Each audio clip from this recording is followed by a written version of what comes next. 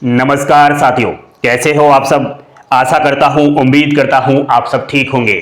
साथियों, राजस्थान प्रदेश में एक भर्ती का नोटिफिकेशन आया है और आप लोगों के लिए बहुत बड़ी खुशखबरी है। अगर आपने 12वीं पास किया है तो बोर्ड पर सभी बच्चे ध्यान देंगे। साथियों, राजस्थान के पीएम श्री स्कूलों में नई भर्ती यहां पर आई हुई है।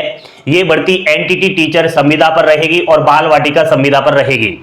यहां आपको मैं बता दूं कि राजस्थान प्रदेश में 402 राजकीय स्कूल बाल वाटिका के लिए चिन्हित किए गए थे, यानी इनको पीएम श्री स्कूल का जो है दर्जा मिला था।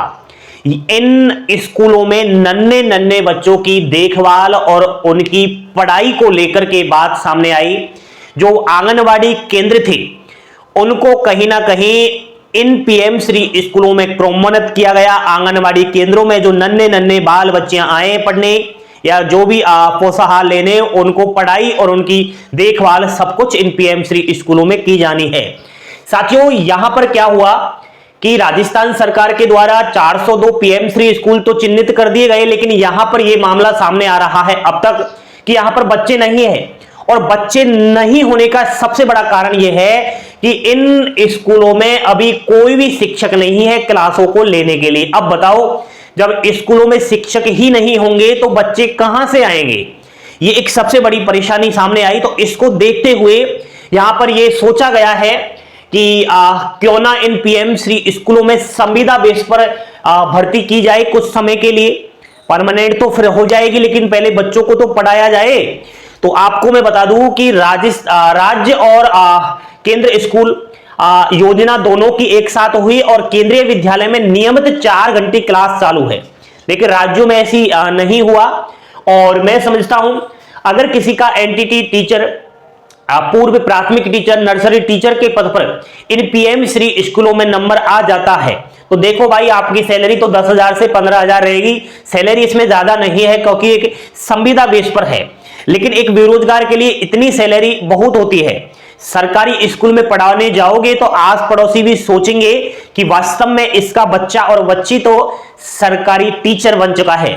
साथियों, यहां पर बड़ी खुशखबरी आप लोगों के लिए है कि एनटीटी शिक्षकों को यहां पर लगाया जाएगा इन पीएम श्री स्कूलों में। और माध्यमिक शिक्षा निदेशालय बीकानेर के निदेशक का यह बयान सामने आया है। साथियों, एनटीटी या ईसीसी अगर आपने दोनों कोर्स कर रखा है तो गोल्डन अपॉर्चुनिटी है। भर्ती प्रक्रिया की बात करूं तो कुछ जगह पर शिक्षक लगाए भी गए हैं, यानी 402 पीएम श्री स्कूलों में से अगर बात करूं तो कुछ स्कूलों में शिक्षक लगाए भी गए हैं। अब वो ऑफलाइन फॉर्म के जरिए लगाए गए होंगे, कोई ऑनलाइन तो नोटिफिकेशन आया नहीं है, कुछ ही जो है स्कूलों को छोड़ करके। तो साथियों, आपको क्या करना है? आपको नौकरी चाहिए तो इसके लिए सबसे पहले तो राजस्थान में जो 402 पीएम श्री स्कूल है उनकी लिस्ट आपको देखना है और आपके जिले में देखना है कि पीएम श्री स्कूल है या नहीं।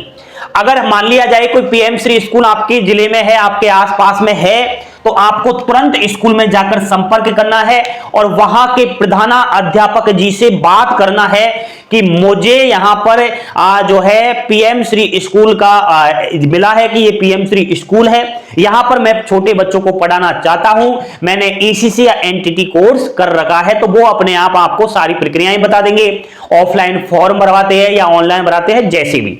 साथियों, अब ये सवाल आएगा, आप में से काफी सारे भाई बहन ऐसे होंगे जिन्होंने 12th पास कर रखा होगा। वो या तो बीए कर रहे होंगे या बीएससी कर रहे होंगे या बीकॉम कर रहे होंगे या बीटेक कर रहे होंगे, ठीक है। लेकिन यहां पर ऐसे बच्चे हैं जो एनटीटी और ईसीसी अभी तक नहीं किया है, तो फिर वो कैसे लगेंगे? तो मैं तो आपसे यही कहता हूं कि अगर आपने 12वीं कर रखा है तो आप एनटीटी या ईसीसी कर लो। कहां से करना है? तो देखो भाई, अभी राजस्थान सरकार का नया नियम आया है। राजस्थान सरकार में क्या हुआ था, पहले राजस्थान प्रदेश की बात करूं, 15 साल बाद फिर से ये एनटीटी कोर्स शुरू हुआ है।